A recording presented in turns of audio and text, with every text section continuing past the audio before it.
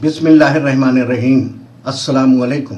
मैं इस्माइल बाटलीवाला आज जो बात पेश कर रहा हूँ वो है मौजूदा पॉलिटिकल सिस्टम में और पूरे भारत में कानूनी गुनहगार कौन लोग हो सकते हैं। दोस्तों, हमारी वीडियो को लाइक करें, सब्सक्राइब करें और बेल आइकन को ज़रूर दबाएं ताकि हमारी वीडियो आप लोग को मिलती रहे। मिलेगा सबको हक इंसाफ जब सस्ते होंगे मुकदमात। मौजूदा पॉलिटिकल सिस्टम के बनाए हुए कानून के जाल में फंसकर लोग एक दूसरे के खिलाफ दरिंदगी और दुश्मनी अपनाते जा रहे हैं। इसकी वजह से देश भर में हैवानियत और दरिंदगी का माहौल बढ़ता जा रहा है और इनके मौजूदा पॉलिटिकल सिस्टम पहले भ्रष्टाचार और चोरी करना और गुनाह करना सिखाता है, फिर उनको पकड़ने के लिए कानून बनाता है, फिर उनको बचाने के लिए रिश्वत लेता है और फिर कानूनी गुनहगार और कानून के रखवाले दोनों साथ साथ चलते हैं। साथियों, जरूरी नहीं है कि आप इरादा करके कोई कानूनी गुनाह करते हों तभी आप कानूनी गुनहगार बनोगे, बल्कि जज्बात में किया हुआ अमल, नादानी में किया हुआ अमल और अनजाने में किया हुआ अमल भी कानूनी गुनहगार बनाते हैं। सिर्फ हाथ या पैर से इरादा करके किया हुआ अमल ही गैर कानूनी अमल नहीं बनते हैं, बल्कि जबान से जज्बात उभारना भी कानूनी गुनहगार बनाते हैं और नादानी में, अनजाने में किया हुआ बयान भी कानूनी गुनहगार बनाते हैं। जज्बाती बात करने से, नादानी करने से और अनजानी गलती के कारण लाखों लोग जेल में हैं, मगर वो समझते हैं कि वो बेगुनाह हैं। साथियों, मौजूदा पॉलिटिकल सिस्टम आवाम पर अपना शिकंजा कसने के लिए कानून बनाने पर ज़्यादा मेहनत करती है और सिर्फ कानून बनाने से जुल्म में कमी नहीं आएगी, जबकि नबी वली ऋषि मुनि की धर्म नीति आवाम को कानून बनाने पर ज़्यादा मेहनत नहीं करती थी, बल्कि आवाम को ईमानदार और नेक बनाने पर ज़्यादा मेहनत करती थी। इसलिए चोरी, बेईमानी और भ्रष्टाचार कम थी और आवाम के अंदर इंसानियत पाई जाती थी। मौजूदा पॉलिटिकल सिस्टम में आम आदमी और गरीब आदमी को इंसाफ मिल सके उसकी व्यवस्था में कमी है, इसलिए उन लोग को कानूनी तकाजा पूरा करने में मुश्किल होती है। महंगी प्रक्रिया के कारण हमारी अदालतों में इंसाफ नहीं होते हैं, बल्कि फ़ैसले होते हैं और अक्सर फ़ैसले उनके हक़ में जाते हैं जो साम दाम दंड भेद की ताकत रखते हैं। अक्सर मुकदमों में इंसाफ नहीं होते हैं, बल्कि फ़ैसले होते हैं और अक्सर फ़ैसले उनके हक़ में जाते हैं जो लोग मौजूदा पॉलिटिकल सिस्टम के बनाए हुए कानून के तकाजे को पूरा कर पाते हैं, जैसे कि अच्छा वकील मिलना, मजबूत सबूत और मजबूत गवाह का होना और मुकदमों की ठीक से पैरवी करना और हर तारीख पर हाजिर रहना। और ये सब वही लोग पूरा कर पाते हैं जो राजनीतिक, सामाजिक और पैसे की ताकत रखते हैं और उसके बल पर मजबूत गवाह और मजबूत सबूत और मजबूत दलील पेश कर पाते। अदालत में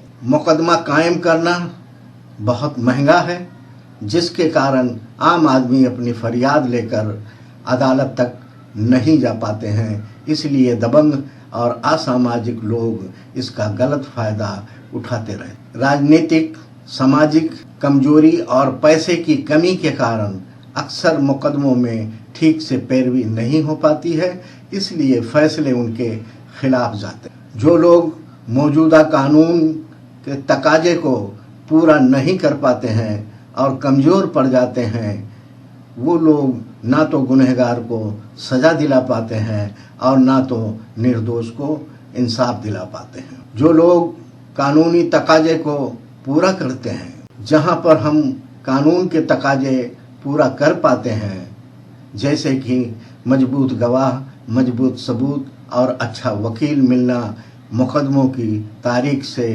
ठीक पैरवी करना, सबूत और गवाह का सही होना, वहाँ पर अदालत में इंसाफ मिलता है और मिला भी है। जैसे कि बहुत से बेगुनाह नौजवानों को अदालत ने निर्दोष करार देकर उन्हें बरी किया है और फिरका परस्त अधिकारियों को नंगा किया है। आंदोलनकारी की सोच।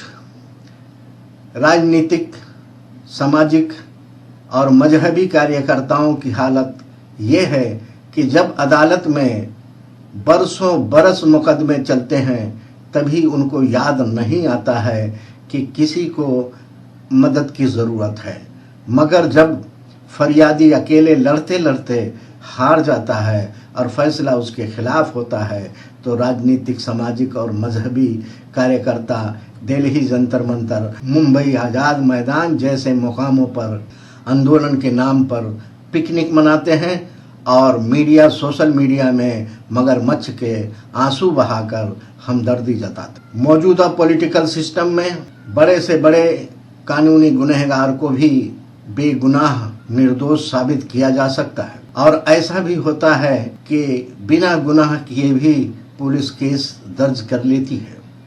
ऐसा भी होता है कि छोटे गुनहगार पर बड़े गुनाह का केस दर्ज कर लेती है। ऐसा भी होता है कि बड़े गुनाह पर छोटे गुनाह का केस दर्ज कर लेती है। ऐसा भी होता है कि थर्ड डिग्री का इस्तेमाल भी करती है।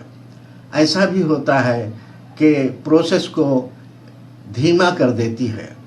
ऐसा भी होता है कि मुलजिम के घर वालों को भी परेशान करती है।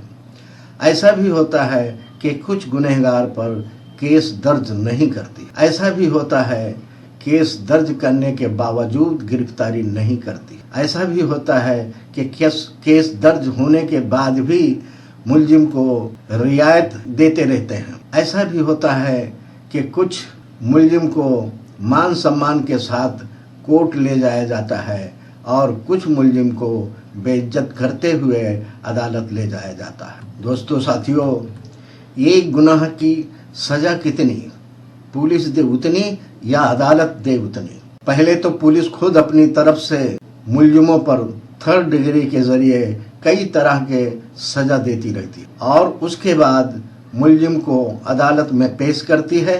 फिर उसके बाद बहुत सालों तक मुकदमे का फैसला ना होने के कारण मुलजिम को तरह तरह की सजाएं झेलनी पड़ती हैं। अदालत में जब किसी का गुनाह साबित हो जाता है और अदालत उसको निर्धारित समय के लिए सज़ा सुनाती है, फिर वो व्यक्ति गुनाह करने के बदले में सज़ा भोगता है।